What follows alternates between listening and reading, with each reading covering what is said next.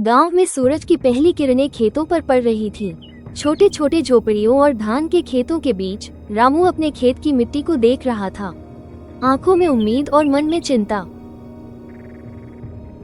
हर बार फसल खराब हो जाती है, लगता है भाग्य मेरा साथ नहीं देता। रामू बेटा, जल्दी आओ, नाश्ता कर लो, खेत भी जाना है। हाँ माँ, अभी आता हूँ। रामू गरीब था, जमीन बहुत कम थी, फसलें अक्सर खराब हो जाती थी, लेकिन उसका हौसला कभी नहीं टूटा। गांव वाले उसे मेहनती और ईमानदार जानते थे। रामू, तुम्हारे खेत की फसल फिर से खराब हुई। अब मैं किराया माफ नहीं करूंगा। ठाकुर साहब, मैं पूरी मेहनत कर रहा हूँ। बारिश और कीट की वजह से फसल खराब हुई, कृपया मौका दीजिए। मौका? ये तुम्हारा आखिरी मौका है।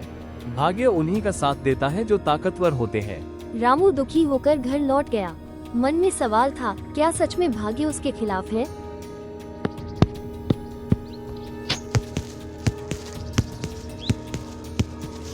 रामू खेत जाते हुए जंगल के पास अजनबी बुजुर्ग से मिला।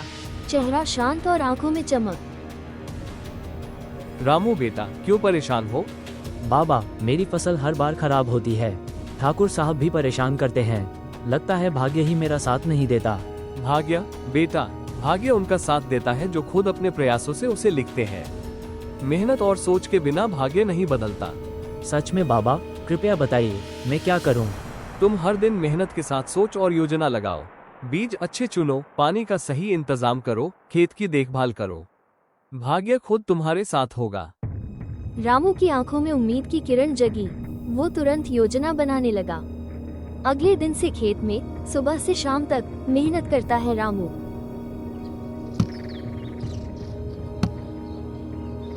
अब मैं हर दिन सही मेहनत करूंगा, कोई गलती नहीं।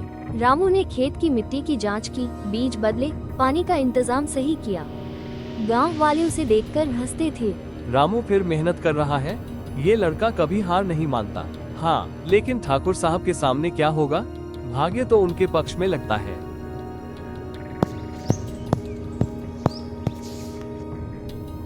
बेटा, तुम थक गए हो, आराम करो। माँ, अगर मैं अब रुक गया तो भाग्य मेरा कभी साथ नहीं देगा। मैं जीतना चाहता हूँ। रामू ने छोटे छोटे बदलाव किए, खेत में जल निकासी सुधारी, कीटों से बचाव किया और बीज का सही चुनाव किया। अब फसल जरूर अच्छी होगी, यह मेहनत रंग लाएगी। देखो, रामू अपनी फसल की तैयारी कर रहा है। लगता है इस बार भाग्य उसका साथ देगा। हाँ, लेकिन देखना होगा ठाकुर साहब क्या कहते हैं। रामू ने किसी की बात पर ध्यान नहीं दिया। उसने केवल मेहनत और योजना में विश्वास रखा। कुछ हफ्तों बाद रामू की मेहनत रंग लाने लगी। फसल हरी और मजबूत दिखाई दे रही थी। वाह, यह अद्भुत है। आखिरकार मेहनत और सही योजना का फल मिल गया।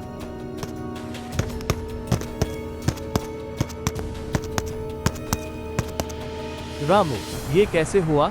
तुम्हारी फसल इतनी बढ़िया कैसे हुई? ठाकुर साहब, यह मेहनत और सही योजना का नतीजा है। भाग्य उन्हीं का साथ देता है जो मेहनत करते हैं। गांव वाले भी प्रभावित हुए। उन्होंने समझा कि भाग्य सिर्फ इंतजार करने से नहीं आता। बेटा, तुम्हारी मेहनत रंग लाई, मैं गर्व महसूस कर रही हूँ। हाँ माँ, अब मुझे समझ आया कि भाग्य कोई जादू नहीं, मेहनत और धैर्य से बदलता है। और इस तरह रामू ने पहले बड़े संघर्ष में सीखा कि भाग्य उनका साथ देता है जो खुद अपने प्रयासों से उसे लिखते हैं। रामू की मेहनत का परिणाम अब गांव वालों के सामने साफ था। खेत हरे भरे, फसल भारी और मजबूत थी। आज की फसल ने मेरी सारी मेहनत का फल दिखा दिया। ये तो भाग्य का पहला संकेत है। रामू, तुमने सच में चमत्कार कर दिया। देखो, फसल कितनी अच्छी है। भाग्य ने सच में रामू का साथ दिया। मेहनत का फल कभी बेकार नहीं जाता। रामू ने अपनी फसल की कटाई शुरू की। उसका मन खुशियों से भरा था, लेकिन वो समझता था कि सफलता सिर्फ शुरुआत है और मेहनत जारी रहनी चाहिए। गांव का चौक, लोग चर्चा कर रहे हैं। सच में रामू का भाग्य बदल गया। अब वो अपने खेत से इतनी अच्छी फसल ला रहा है। देखो, मेहनत और ईमानदारी का फल हमेशा मिलता है। रामू ने हम सभी को सीख दी। रामू की मेहनत ने गांव में प्रेरणा की लहर फैला दी। छोटे छोटे किसान भी अब अपने खेतों में बेहतर योजना और मेहनत करने लगे। ठाकुर साहब के बंगले में। रामू, ये कैसे हुआ? तुम्हारी फसल इतनी अच्छी कैसे हुई? ठाकुर साहब, ये केवल मेहनत और सही योजना का परिणाम है।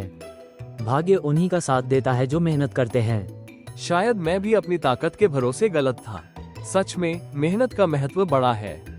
ठाकुर साहब ने पहली बार रामू की मेहनत और ईमानदारी को सराहा। गांव में बदलाव की शुरुआत इसी पल हुई। रामू की फसल इतनी अच्छी थी कि एक व्यापारी गांव आया और बोला, रामू, तुम्हारी फसल बहुत अच्छी है।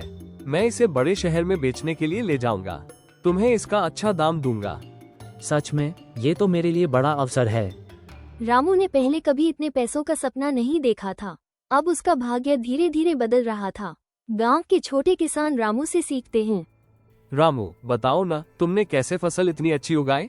मेहनत और सही योजना, बीज अच्छे चुनो, पानी का सही इंतजाम करो और हर दिन खेत की देखभाल करो।